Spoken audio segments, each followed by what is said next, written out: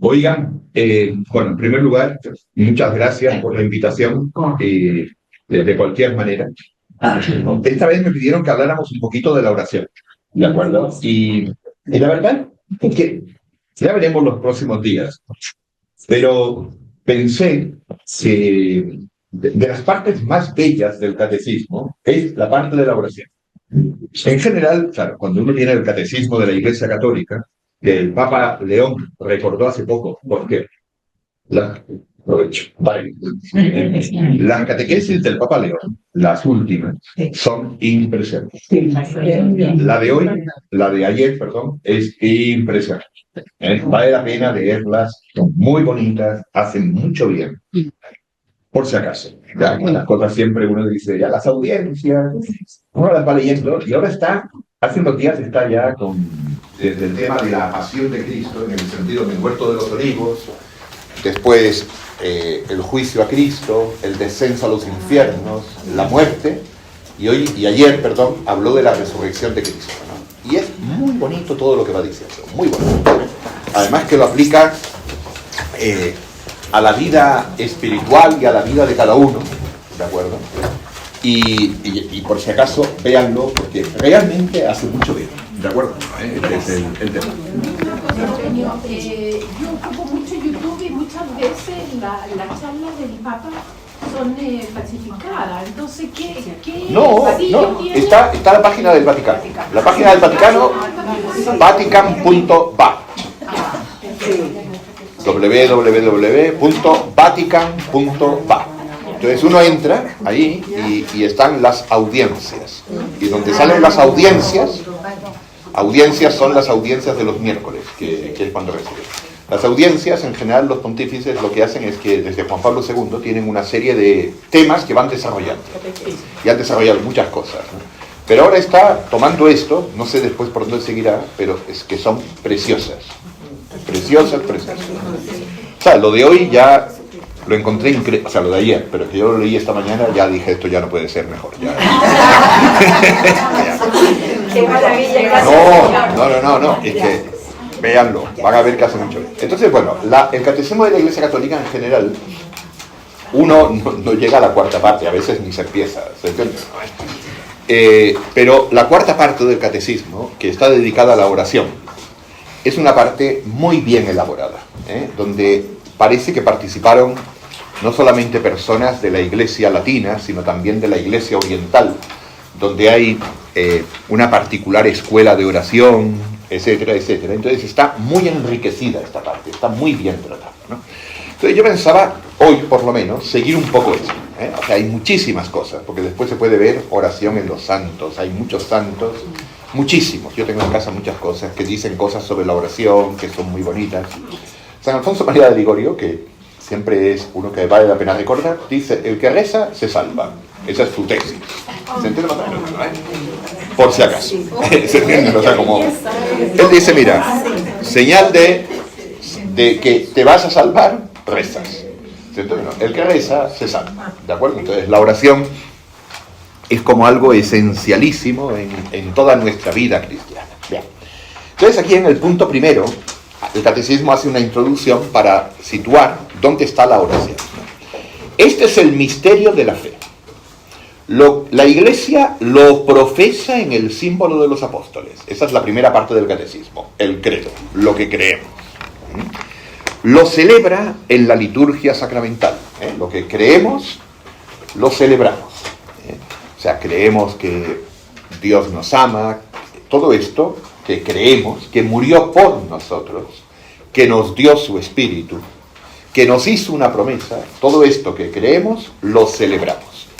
El centro de la celebración es la Eucaristía, porque en la Eucaristía se renueva el misterio de nuestra redención, donde Dios muere por nosotros. Lo que creemos, lo celebramos, liturgia, para que la vida de los fieles se conforme con Cristo en el Espíritu Santo para gloria de Dios Padre. Es decir, esto que creemos y celebramos es para que se haga vida en nosotros, de tal manera que nosotros podamos obrar según esto que creemos y celebramos. vean las catequesis de ayer, perdón, no sé por qué hoy, pero fue ayer. Pero no, la catequesis de esta audiencia del Papa. O sea, se trata de que si creemos que ha resucitado, ¿qué significa eso en la vida? ¿Se entiende? Significa que hay que estar contentos, así que ánimo. Pero, ¿se entiende? O sea, ha resucitado. ¿Se entiende? O sea, sí, claro, si creemos tal cosa, ¿se entiende? Entonces, ¿qué significa esto? Pues significa que uno no puede estar precisamente angustiado como si no hubiera resucitado, como si no hubiera salida, como si en los problemas que tenemos no hubiera nunca salida, como, ¿se entiende? Porque en realidad es ahí donde Él ha vencido. Y por tanto, si lo creemos, nos comportamos en la vida según lo que creemos. Toda la vida moral de la Iglesia, que es la tercera parte, mandamientos, tal, es vivir según lo que creemos y hemos celebrado. No es ninguna otra cosa. O sea, siempre es, si es verdad esto, vivimos así, o podemos vivir así. Y como a veces no nos sale, es porque no nos lo creemos del todo. Por eso uno se arrepiente. Entonces, no, pero sabe que obró mal porque no se lo creyó del todo. ¿Se entiende más o menos? Sí, es súper elemental esto. Después, por tanto, este misterio exige que los fieles crean en Él, lo celebren y vivan de Él en una relación viviente y personal con Dios vivo y verdadero. Esta relación es la oración. Punto. Creemos, lo celebramos para poder vivir según Él, y para eso, al final, tenemos que estar en relación con Él. Y esta relación con Dios es la oración. Sin más, relación. De hecho, esta relación es una conversación. Vamos a ir viéndolo ahora como lo dice el catecismo, ¿no? Esta relación es una conversación con Dios. Uno puede ver lo que es una conversación con un amigo. Entonces, pues, mis ejemplos son de ahora y son tontos y quedan grabados y estas cosas son malas. Pero, por cierto, circulan algunas grabaciones mías por ahí, que si las oyen no me van a invitar más. En todo caso, en todo caso, ya, pero se va entendiendo. Paréntesis, no, es que queda grabado. Ya, entonces, pero es como se me ocurre ahora el ejemplo, ¿no? O sea, tú tienes un amigo. Oye, si tu amigo de repente gana el premio Nobel, pues tú te admiras. ¿Me explico más o menos? ¿No? Ya, perfecto. Si está triste, lo acompañas. ¿Se entiende? O sea, en realidad, esto es un trato personal con Dios, que lleva consigo nuestra admiración, nuestro reconocimiento, porque mira quién es nuestro amigo. ¿Me explico? ¿No? Pero como nuestro amigo es quien es, pues al premio Nobel tú le dices, oye, dame trabajo, ¿no? ¿Se entiende? ¿Se entiende? ¿No? Le dices, invítame o explícame, ¿por qué no le ayudas a mi hijo en física? ¿Se entiende más o menos? Soy premio Nobel de literatura. Ya, pero se entiende más o menos. O sea, ayúdame y tal, ¿no? Dice, entonces es un trato personal, es un trato de amistad. ¿Se entiende? ¿No? Este es el tema. ¿Pero con quién? Con alguien que creemos que nos ama, que ha muerto por nosotros, ¿se entiende o no? Que quiere de nosotros que vivamos, pero quiere de nosotros que vivamos de una manera, porque quiere que nosotros seamos libres. Si ese es todo el tema, no es que este ser como que tiene caprichos y ahora se le ocurrió no roben. ¿Me explico más o menos? No. Es que nos quiere libres frente a las riquezas, nos quiere libres frente a las ambiciones, frente a los honores, etcétera, etcétera. Si los mandamientos son, porque este amigo nos quiere, no quiere que estemos atrapados por cosas. ¿Me explico más o menos? O sea, no es ninguna cosa que se le ocurrió a Dios, amigo nuestro, para a ver si estos cómo se portan y según eso los premio o no. ¿Me explico más o menos? ¿No? Es decir, quiere nuestra libertad. Ama nuestra libertad y por eso está lo que nos pide, etcétera, etcétera.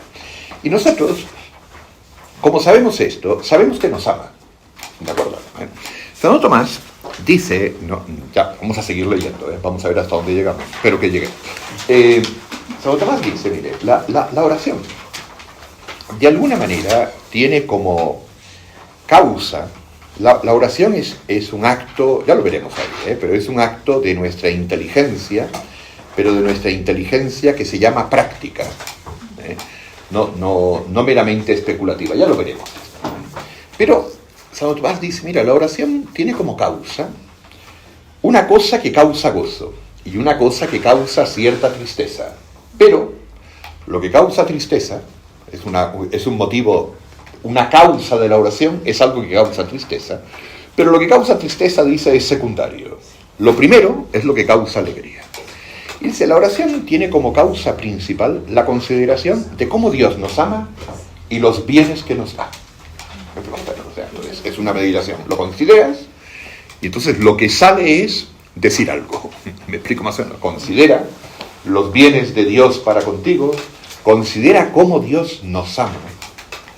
Por eso vale la pena muchas veces ver en la oración, mirar al Señor cómo nos quiere. Punto.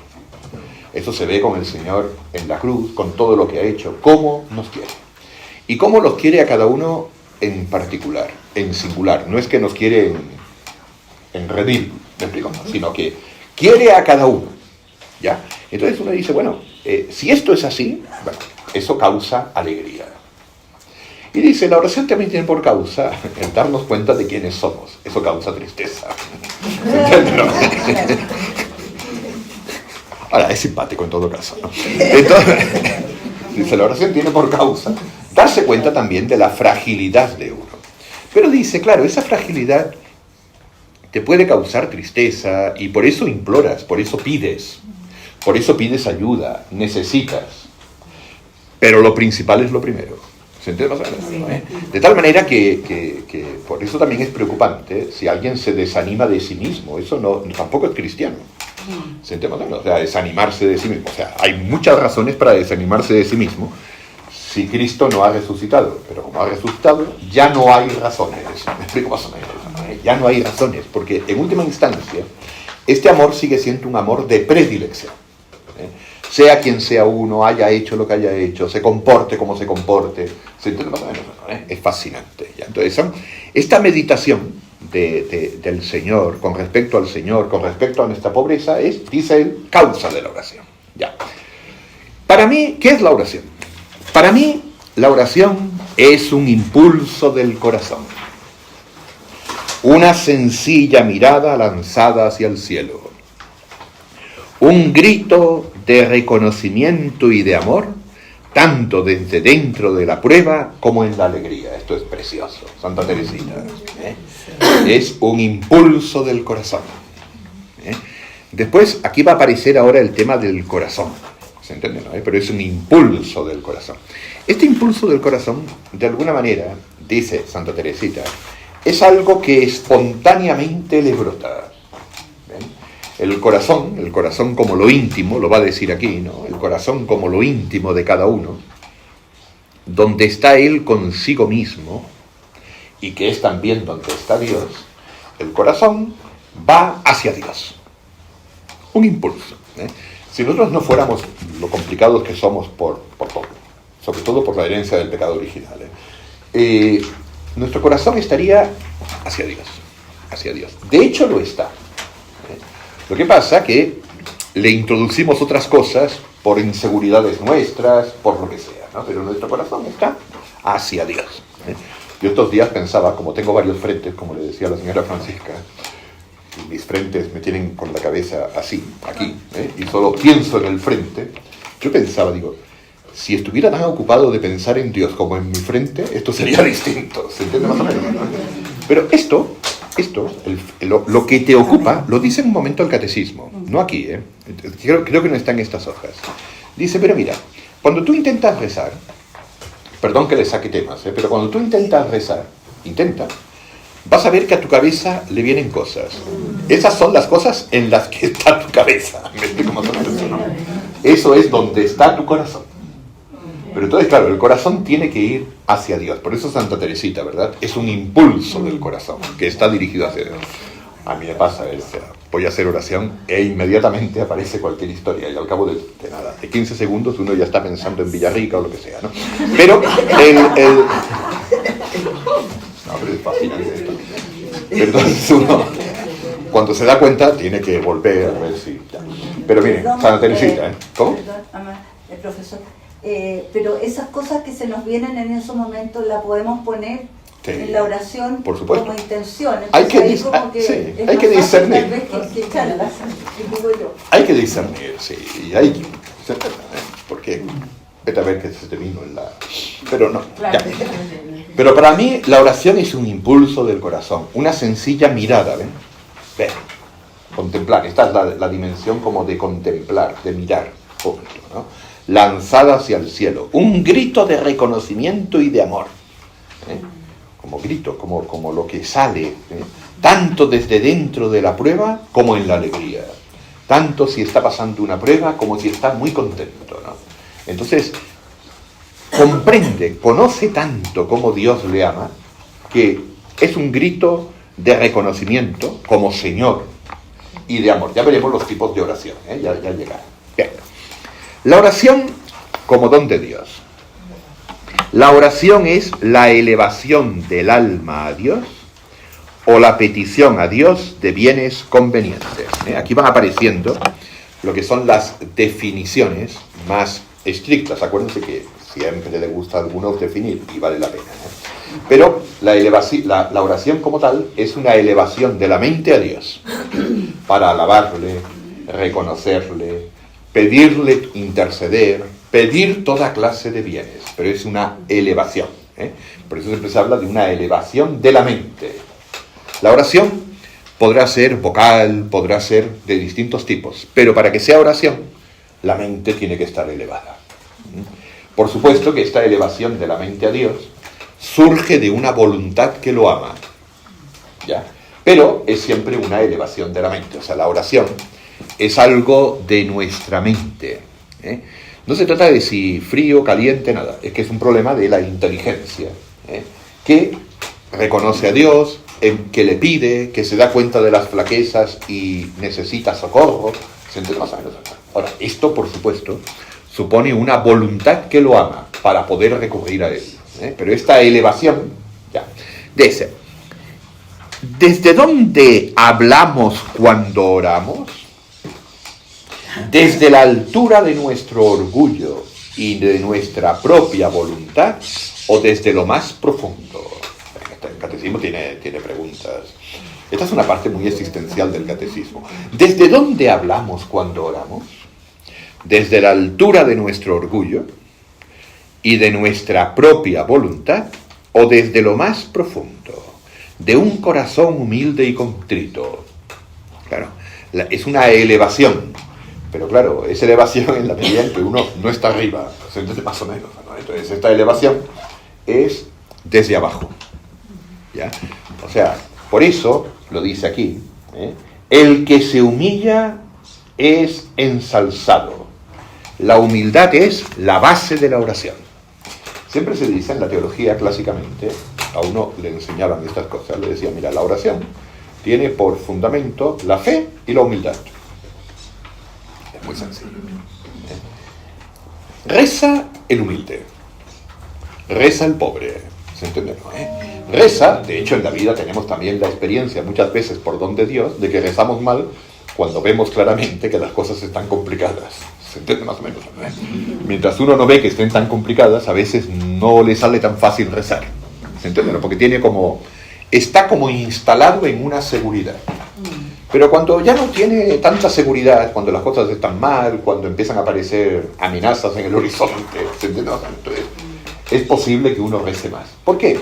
Bueno, porque ahí se siente más pobre. En realidad se siente con menos capacidad de resolver los problemas, etcétera, etcétera.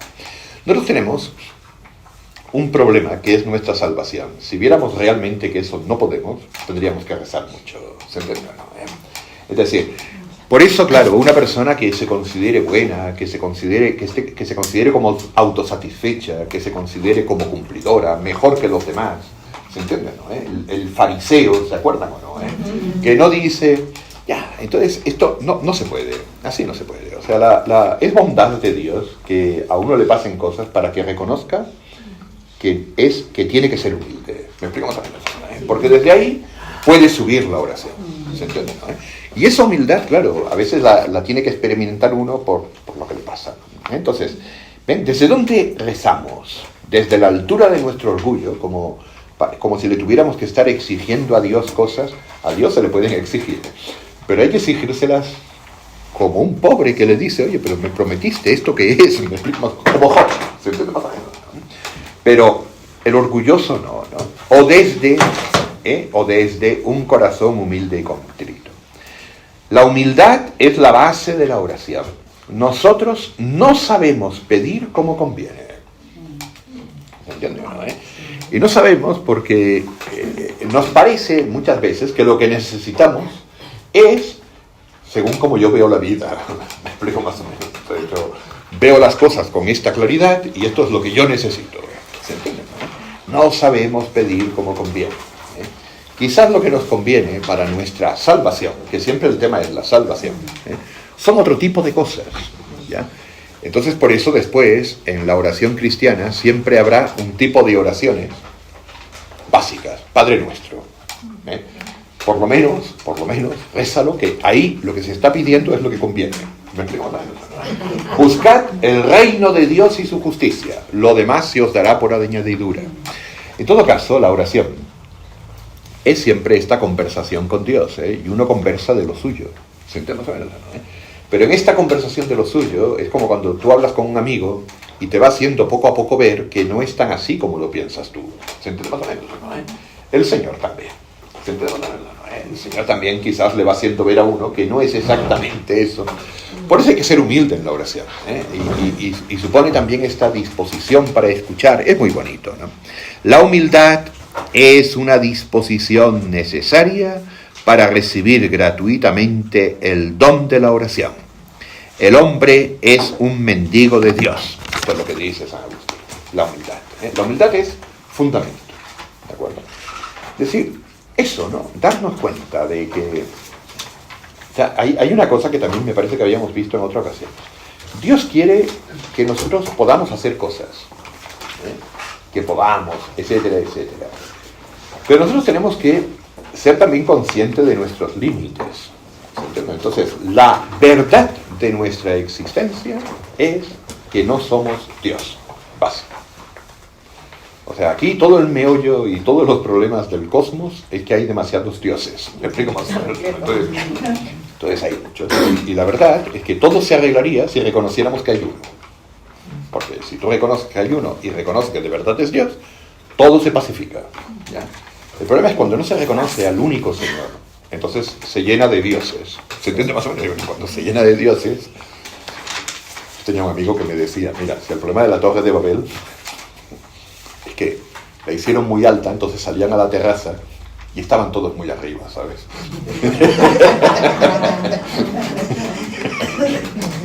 Estaban muy arriba y entonces, claro, todos ellos empezaban a hablar y cada uno de ellos era un superior. ¿Me explico? Y ahí, claro, no se entendieron, no se entienden. Para entenderse los seres humanos tenemos que reconocer a Dios. Si no, somos dioses. Y si somos dioses, queremos que las cosas sean según nos parecen a nosotros. Dice, si conocieras el don de Dios. La maravilla de la oración se revela precisamente allí, junto al pozo donde vamos a buscar nuestra agua. ¿Ven? Si conocieras el don de Dios. Acuérdense el diálogo con la samaritana, que la samaritana va a buscar agua.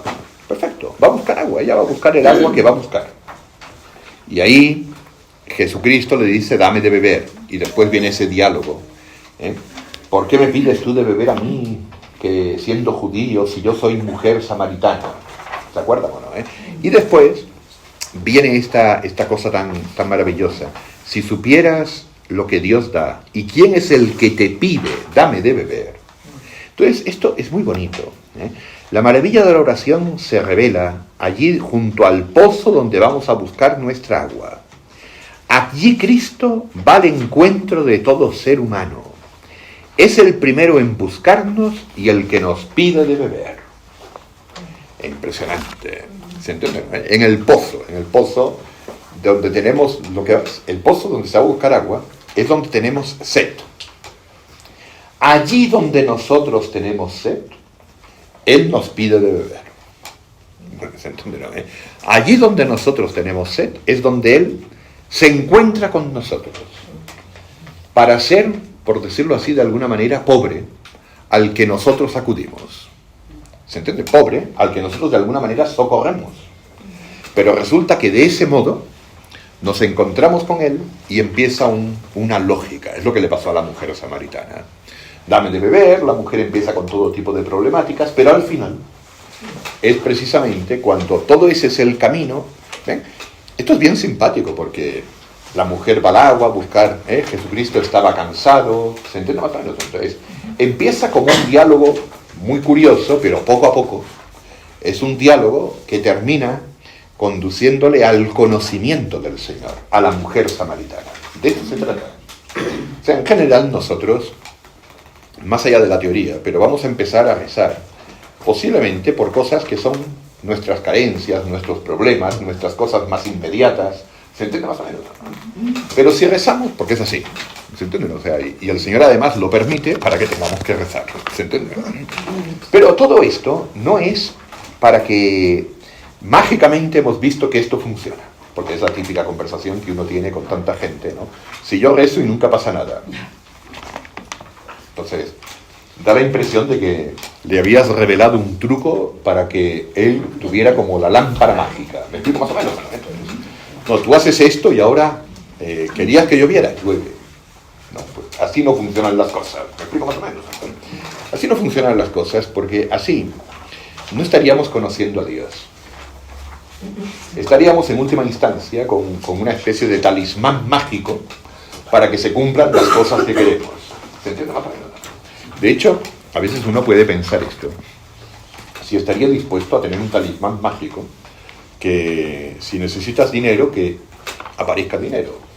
Y que si estás enfermo, que lo frotas y te curas. Porque una persona que tuviera ese talismán estaría, no sé si nos damos cuenta, estaría totalmente ensimismado, en sí mismo. Tendría una pobreza gigantesca, aunque le resultaran todas las cosas. ¿Se entiende más o menos? Lo cual es lamentable. Hay personas que en una de esas piensan que tienen el talismán por su seguridad en la vida, porque tienen dinero, como queda grabado. Como yo converso con mi hijo, Ronaldo, mi hijo es fascinante, sigue a Ronaldo por arriba y por abajo. Yo también. Por eso mi hijo lo sigue, claro, yo soy el culpable. Pero a mí me gusta el fútbol, a él le gustan los autos también y todo, pero uno dice, oye, pero esto no puede ser, o sea, no puede ser. Una persona que está así, a mí me es igual si tiene muchos autos o no tiene muchos autos, ¿no? Pero una persona que parece que todo lo puede resolver en la situación que está, es complicado, ¿se entiende más o menos? Pero ¿cómo se abre a los demás? ¿Cómo se abre a una relación con Dios? Me explico más o menos, ¿no? Si da la... Bueno, pero nosotros, o sea, somos iguales, ¿se entiende? ¿No? Lo que pasa que Dios en su bondad quizás hace que tengamos pobrezas, necesidades, que no nos salen las cosas, ¿se entiende? ¿No? O sea, hay muchas cosas que uno hace todos los días que son verdaderamente propias de un miserable, pero tiene que, ¿se entiende? ¿No? Abrirse a Dios, pedir ayuda, paz. ¿Ya? Bueno, pero esto es el tema, donde tenemos sed es donde nos busca, ¿no? Dice, Jesús tiene sed. Su petición, fíjense bien, su petición llega desde las profundidades de Dios que nos desea. O sea, dame de beber. Él tiene sed de estar con nosotros. Esto es fascinante, por favor. Es como decir, oye, que ¿no les ha pasado alguna vez que tú estás en una fiesta X de matrimonio? Y entonces te encuentras con que hay alguien que está solo. Entonces te acercas y conversas con él. A veces no. Pero se entiende más o menos. Le está bien que se quede ahí. Ya, pero a veces, ¿no? Uno se acerca, conversa con él. Oye, es un detalle elemental. Es que es elemental. Es elemental en la vida humana. Es elemental en la convivencia. Es elemental en respecto a quiénes somos los seres humanos. Que necesitamos un reconocimiento. No queda bien que nos dejen. ¿No le parece? No. Es lo mismo. El deseo, dame de beber. El Señor tiene deseo de hablar con la samaritana. Ese es todo el tema. Como cuando uno me invitas a un cigarrillo, perdón el ejemplo, ya sé que es antiestético, pero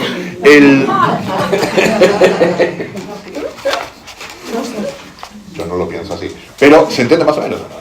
tal. Entonces, en el fondo, ya, esto es para conversar, en el fondo. ¿Se entiende más o menos? O te acercas a alguien pidiéndole algo, pero en el fondo quieres conversar. ¿Se entiende? Me traes no sé qué, y en el fondo es conversar. Bueno, dame de beber. Entonces, esto es muy bonito. Viene del corazón de Dios. Dios es el que desea conversar con nosotros. Esto es fascinante. O sea, nace de ahí. O sea, esto...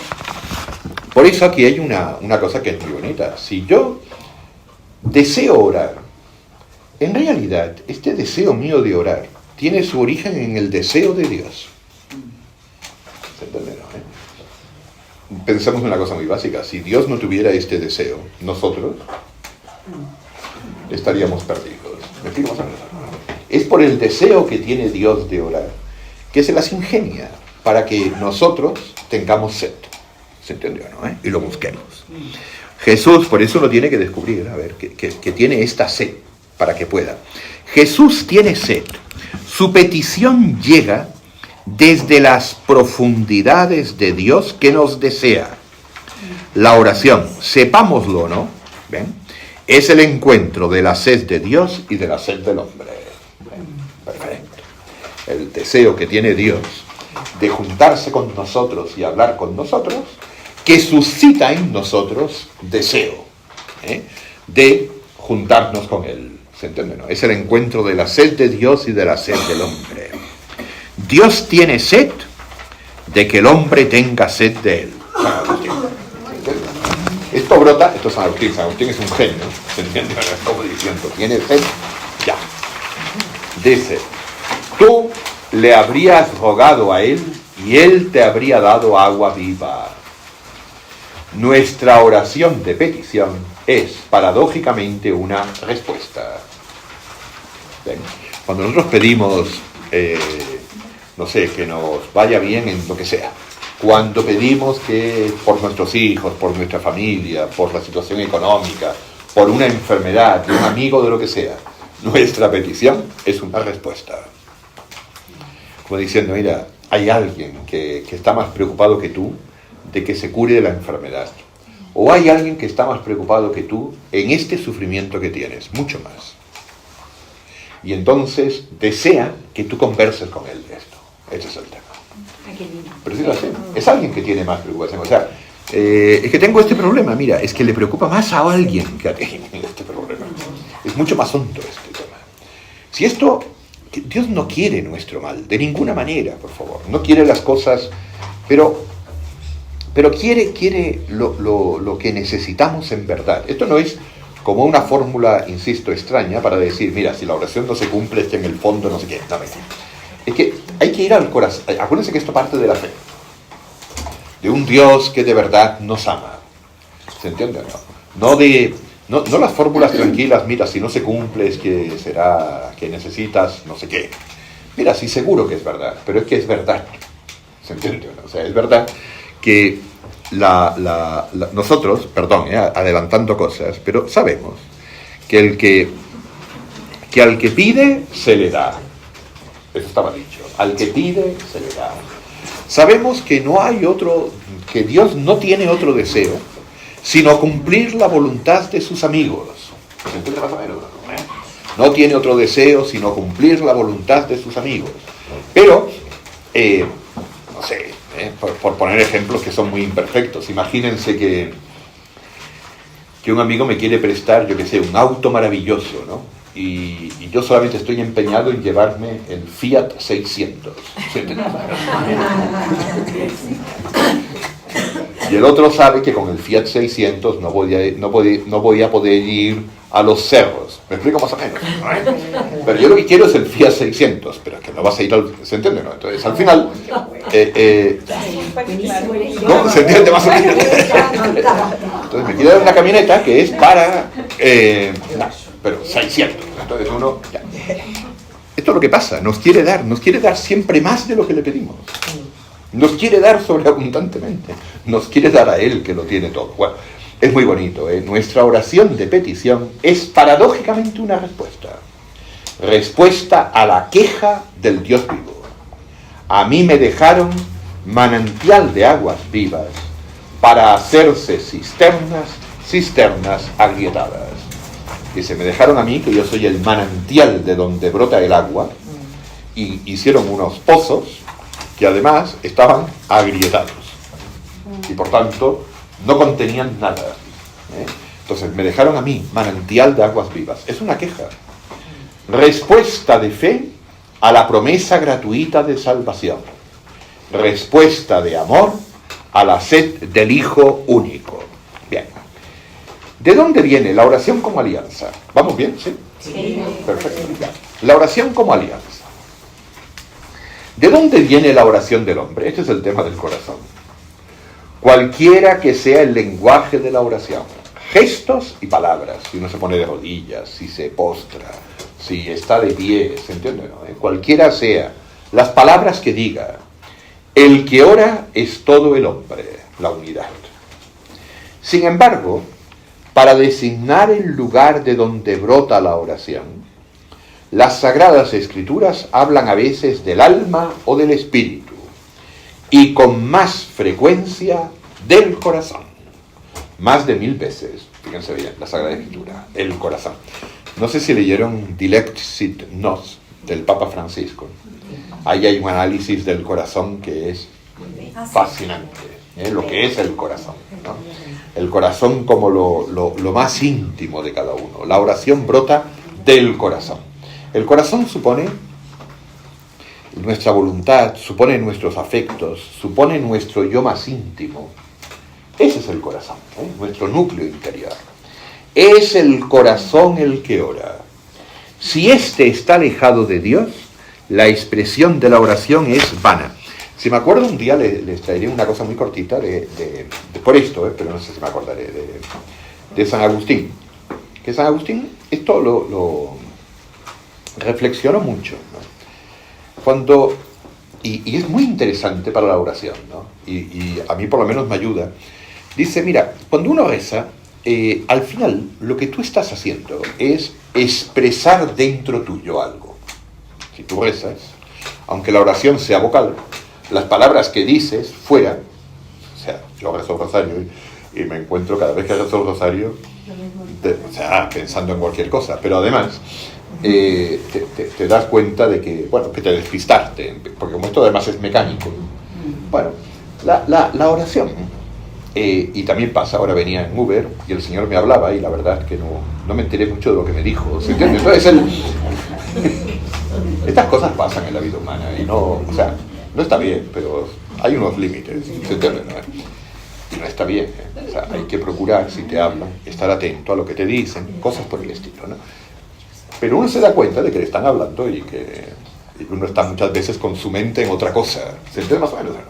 Y muchas veces cuando oramos, las palabras que estamos diciendo no corresponden, que son automáticas, no responden a las imágenes que se nos están pasando por la cabeza, que son de otro tipo, ¿se entiende?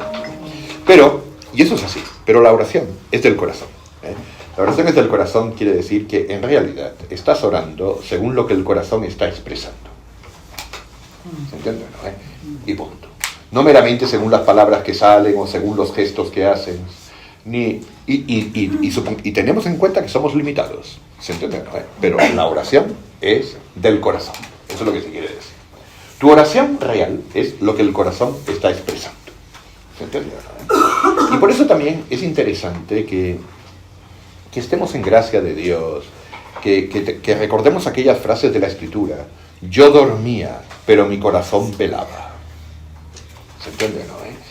Que más allá de los límites, que tengamos esta propensión a querer estar siempre con Dios. Porque ahí, aunque reces el rosario y la imaginación se vaya no sé dónde, quizás el corazón está en vela. Me explico más o menos, ¿no? Yo dormía, pero mi corazón velaba. ¿Se entiende, no? Pero claro, pero el corazón es algo hondo, ¿no? Y por eso se exige la humildad, se exige que reconozcamos que pecamos, que pidamos perdón, para que nuestro corazón esté de verdad hacia Dios. ¿De acuerdo? Entonces San Agustín, en el texto que les iba a decir, en el libro sobre la Trinidad, claro, comenta esas frases curiosas de la Biblia, porque por una parte dice, la Biblia en alguna parte dice, el que invoque el nombre del Señor se salvará. Y otra parte de la Biblia dice también, no todo el que diga Señor, Señor, entrará en el reino de los cielos. Entonces San Agustín, muy simpático, dice, ¿esto qué significa? Significa que no toda palabra es palabra verdadera. Solo es palabra verdadera la que brota de un corazón que ama. No toda palabra es palabra verdadera. Yo puedo querer decir Señor, Señor, y como fariseo, o puedo querer decir Señor, Señor, como además pensando que el Señor tiene que hacerme caso a mí, porque se entiende más o menos, ¿no? O estar diciendo Señor, Señor, desde la altura del orgullo, ¿se entiende? Lo que en todo caso está claro es que es el corazón el que ora. Y que según dónde está el corazón, por eso también uno tiene que pedir eso, que el Señor purifique nuestro corazón. ¿Se entiende? ¿No? Que queremos amarle a Él, que nos conduzca por donde quiera. Es que si no hay un problema, es el corazón el que ora. Si éste está alejado de Dios, la expresión de la oración es vana. Así, tal cual. Ahora, uno puede estar alejado de Dios y pedirle, pero entonces ya no está alejado. Acuérdense que el Señor siempre se anticipa. Pero pedirle, puede estar en la situación que quiera, pero pedirle, si el Señor está siempre cerca. Además, cuando se dice está cerca de los que le invocan, es porque le invocan porque está cerca. ¿Se entiende? ¿No? Pero aquí, lo ha dicho el catecismo, esta frase es muy clara. Invocarlo es algo del corazón, y del corazón que está unido a Dios. Y uno dice, es que si no está unido a Dios, ¿qué pasa? Mira, si no está unido a Dios y le pide estar unido a Dios, ya está de algún modo unido a Dios. Por eso hace falta siempre esta humildad, el reconocer que quizás no tenemos razón, reconocer que las cosas quizás no son como las pensamos nosotros. Porque dice, el corazón es la morada donde yo estoy, o donde yo habito. Fascinante. Donde yo estoy conmigo, donde yo estoy refugiado conmigo. ¿Me explico más o menos? El corazón. Según la expresión semítica o bíblica, donde yo me adentro. Fascinante. Es nuestro centro escondido, inaprensible, ni por nuestra razón, ni por la de nadie, por si acaso. Nosotros tampoco conocemos nuestro corazón. ¿Se entiende? No hay manera, ya pueden hacer meditación del tipo que quieran. ¿Se entiende más o menos? No se llega, por si acaso. ¿Se entiende más o menos? No hay manera, nadie llega ahí.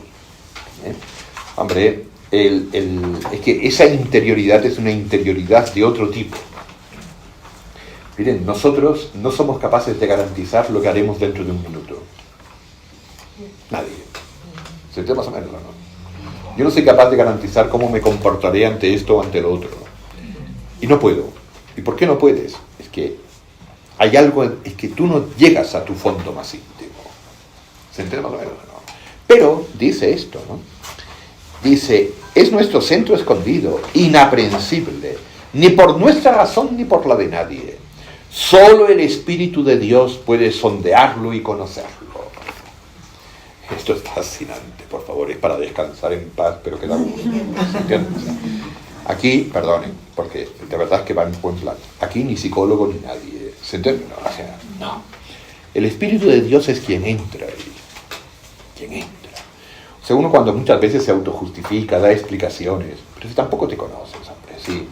¿Se entiende más o menos? ¿No?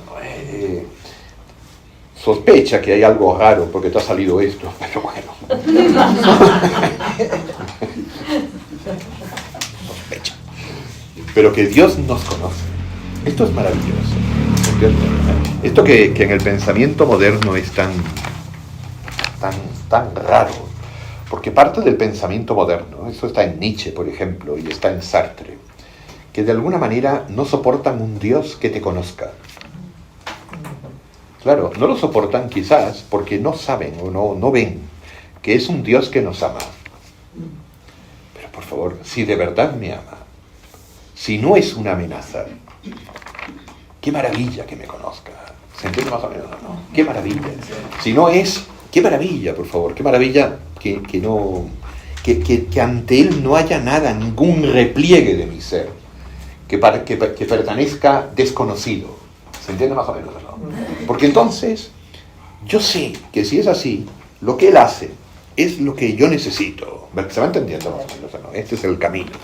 Dice, es el lugar de la decisión. En lo más profundo de nuestras tendencias psíquicas. Esto a veces, cuando uno lo piensa, también da miedo. Da miedo porque a veces uno incluso da miedo cuando habla de los ángeles, ¿no? Hoy sí, el día de los ángeles custodios, pero ellos son buenos. Pero uno dice, pensar que hubo algunos que dijeron que no a Dios, ¿no? ¿Y cómo les salió la decisión de decir no? Es tremendo. ¿Se entiende más o menos o no? Pero eso salió de ellos, de los repliegues más íntimos de ellos. Ellos pusieron el acto. Piensen ustedes que si yo dije tal cosa porque tengo pérdida de control cortical, ese no es un problema moral. ¿Se entiende más o menos? Es una simpatía, de hecho. Pero, ¿se entiende? O sea, desde el momento en que ya es por pérdida de control cortical y... Esto es así, por favor. Si en una familia se asume que este señor tiene ya pérdida de control cortical y dice cosas fascinantes, no deja de ser entretenido. Las cosas que hasta ese momento estaban frenadas. Ya, pero ¿se entiende más o menos? No, está bien. Pero el tema es que lo hayas dicho tú porque has querido decirlo tú. Eso sí que es inquietante. ¿Se entiende más o menos? O sea, que a mí se me salga un enojo porque, bueno, eso no es tan el problema. Eso no es tanto de lo íntimo. Un saludo, perdone. Lo que sale muchas veces como emoción, como reacción, etcétera, etcétera, eso no es lo íntimo nuestro. ¿Me explico más o menos? Lo íntimo nuestro es lo que está en la decisión. ¿Que es donde nos jugamos? Sí, claro. O sea, que de repente a mí veo a esa persona, dijo no sé qué y empecé a temblar de ira. Ya, paciencia. Hay que procurar que no, pero paciencia. Pero eso no es lo íntimo. Lo íntimo es lo que está en la decisión. ¿Se entiende más o menos, no? Claro que muchas veces esa ira me lleva a que yo haga algo contra otro. Y eso ya forma parte de la decisión. Si podía haber controlado la ira. Si fuera un tipo que está mal y que no puede controlarla, pues no salió de su centro. ¿Me explico más o menos, no? O sea, así como una persona puede ser cleptómana y quizás no sale de su centro robar, ¿se entiende más o menos, no? Son problemas de otro tipo, pero lo que sale de nuestro centro es lo que decidimos. ¿Ya? Nuestras decisiones muchas veces son parciales, pero al final cuando nos confesamos, nunca nos confesamos sino de lo que hemos decidido. ¿Les parece más o menos, no? Más allá de que uno le cuente muchas cosas al cura, pero la confesión como tal es lo que hemos decidido. ¿Se entiende? ¿No? Ya. ¿Todos felices? ¡Qué maravilla! Es el lugar de la decisión, en lo más profundo de nuestras tendencias psíquicas. Es el lugar de la verdad, allí donde elegimos entre la vida y la muerte. ¿Ven? ¡Qué tremendo! Fíjense, por eso, sin que, ya lo habíamos hablado otras veces, y sin que estén permitidas las preguntas en esto, pero por eso decimos, de las faltas ocultas, perdóname. ¿Se entiende o no? Porque emanan de nuestro corazón y no está tan claro que sea ni siquiera transparente a nosotros hasta qué punto somos responsables. ¿Se entiende más o menos? Muchas veces nos parece que no somos responsables, que no tenemos culpa de nada, que lo que ha sucedido ha sido por otro, porque me han hecho. ¿Se entiende o no? Sí. No sabemos hasta qué punto somos en realidad nosotros los culpables. ¿Se entiende más o menos? Y esto es fundamental. Es un problema. Sí, pero por eso nosotros confiamos. Por eso uno se arrepiente, confía. ¿Se entiende o no? Va, porque un cristiano, insisto, vive contento. Vive contento, se abandona en Dios. Sabiendo estas cosas, es que aquí ahora te están hablando del corazón, para que se sepa, digamos. Por eso rezamos, por eso le pedimos que tenga misericordia y bondad con nosotros. ¿Se entiende? O sea, esto no es para generar ningún escrúpulo, es que es verdad. Es el lugar de la verdad. Allí donde elegimos entre la vida y la muerte. Es el lugar del encuentro. Genial. Ya que a imagen de Dios vivimos en relación. Y entonces viene la frase magnífica. Es el lugar de la alianza. ¿Ven? Qué bonito. Es el lugar, ¿no lo encuentran precioso? El corazón. ¿Eh? Es el lugar donde el alma se desposa con Dios. Es lo más íntimo, lo más escondido. Sí, sí. Antonio, de las faltas ocultas que nosotros no sabemos, ¿hasta qué punto somos responsables? Eso, ¿de qué manera llegamos a esa falta? No, es que de las faltas ocultas, precisamente, uno dice, de las faltas ocultas, líbrame, porque no tienes la más remota idea de que seas culpable de algo. Sí, sí. Como diciendo, yo también pido perdón de todas aquellas cosas de las que soy culpable y no tengo la más remota idea. No, si es tan sencillo como eso. No se trata de decir, y ahora hagamos un curso para intentar descubrirlas. Es que esas...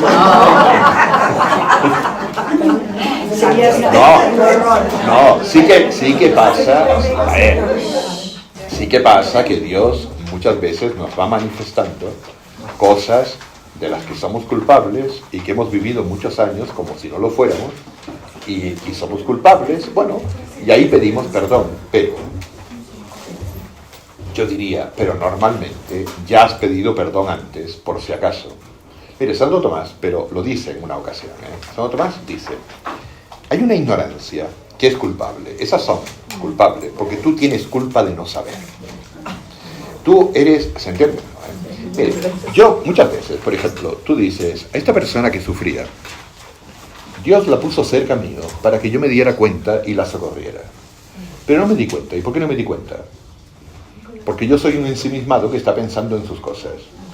¿Y por qué no me di cuenta? Porque yo soy una persona que está pensando en sus placeres, en cómo obtener más plata, en las cosas que le entretienen. ¿Me explico más o menos? Entonces, como tú eres así, no has visto a la persona que sufre. No la has visto. Pero no la has visto significa no te habrás dado cuenta de que no la has visto.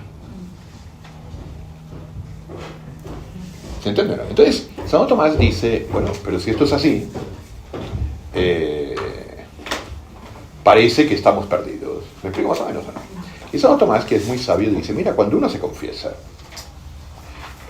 en última instancia, eso que era una ignorancia culpable pasó a ser ahora ya no culpable. ¿Se entiende más o menos? Claro, es que si no estaríamos perdidos. Si no, ahí sí que hay que cerrar el boliche, como se dice, porque no hay nada que hacer. ¿Se entiende más o menos? Líbrame de los pecados veniales. No, claro, pero eso es distinto, pero se entiende, ¿no? Porque a veces eres culpable en serio de cosas, y se entiende, ¿no? Y tú no te has dado cuenta que por haber dicho esto, lesionaste a alguien, y muchas veces no te das cuenta. Y después no sabes lo que pasa, lo que sucedió después, y lo lesionaste, etcétera, etcétera, etcétera. ¿Se entiende, no? Y eso tenemos que tener en cuenta que es así. Ahora, eso siempre es para que estemos en paz, ¿se entiende? Y por eso uno... saber que pasa esto, pero saber que ese lugar al que nosotros mismos no llegamos, que es el lugar de la decisión entre la vida y la muerte, entonces veámoslo así, es el lugar de la alianza, es el lugar donde Dios quiere estar con nosotros, es el lugar que Dios quiere también ocupar, para sondear lo íntimo nuestro. ¿Se entiende más o menos? ¿No? Me acuerdo, pero ya casi es la hora, pero me acuerdo de un problema que hubo una vez que al Papa, podría buscarlo, pero al Papa Benedicto, ya cuando había renunciado al pontificado, que empezaron a salir una serie de problemas, si él había o no había avalado en un comité diocesano, si cuando se presentaron problemas que se decían que un sacerdote había hecho no sé qué, si él había avalado o no avalado que lo trasladaran a no sé dónde, ¿se entiende? ¿No? Entonces al final todo eso parece que, desde el punto de vista publicitario, parece que al final cayó por su peso. Benedicto dijo que él no tenía conciencia de culpa, etcétera, etcétera, pero escribió unas cosas que eran bastante tremendas, siendo el Papa Benedicto, bastante curiosas, diciendo que él está preparándose para responder a Dios, digámoslo así, examinando mucho su conciencia, ¿se entiende más o menos o no? Pero sabiendo que es Dios quien tiene que entrar ahí, y sabiendo que él quiere vivir según Dios. ¿Me explico otra vez? Pero no diciendo yo estoy tranquilo, porque no. Esta especie de tranquilidad así como que ¿Se entiende? Mucha gente la tiene, pero no es tan simple el tema. ¿Se entiende? O sea, la confesión nos da un gozo, porque nos da una confianza. Pero no nos da la seguridad de que tenemos una especie de autotransparencia, sino que más bien confiamos en que estamos con Dios. Y que es un Dios que nos ama y que no hace trampas para enredarnos en algo extraño. Pero el corazón es el corazón. ¿Se entiende más o menos? ¿No? Y hay que ser humildes y hay que pedir la humildad, ¿no? Es el lugar de la alianza. Esto es precioso. La oración cristiana es una relación de alianza entre Dios y el hombre en Cristo. La otra cosa es acción de Dios y del hombre. Brota del Espíritu Santo y de nosotros, lo cual está clarísimo psicológicamente. Cuando rezamos, nos damos cuenta que rezamos. ¿Me explico? Como acciones nuestras. Dirigida brota del Espíritu Santo y de nosotros, dirigida por completo al Padre, en unión con la voluntad humana del Hijo de Dios hecho hombre. ¿Ven? Nuestra oración se une a la oración de Cristo, oración que dirige al Padre, que esa oración sí que es perfecta. Claro, porque lo más íntimo del corazón de Cristo es el corazón de Dios. No, esa sí que es perfecta. Entonces, más o menos, pues ahí sí que no hay nada. Y Cristo sí que conoce perfectamente lo más hondo de su corazón. ¿Se entiende? ¿No? Porque al mismo tiempo es Dios. Ya, ¿les parece? Hemos llegado hasta aquí. El día 9 no hay nada. ¿Ya? No, sí es la hora. Pero, ¿les parece o no? ¿Vamos bien? Esto es muy bonito. El catecismo es muy bonito, así que... Muchísimas gracias. No. Ya.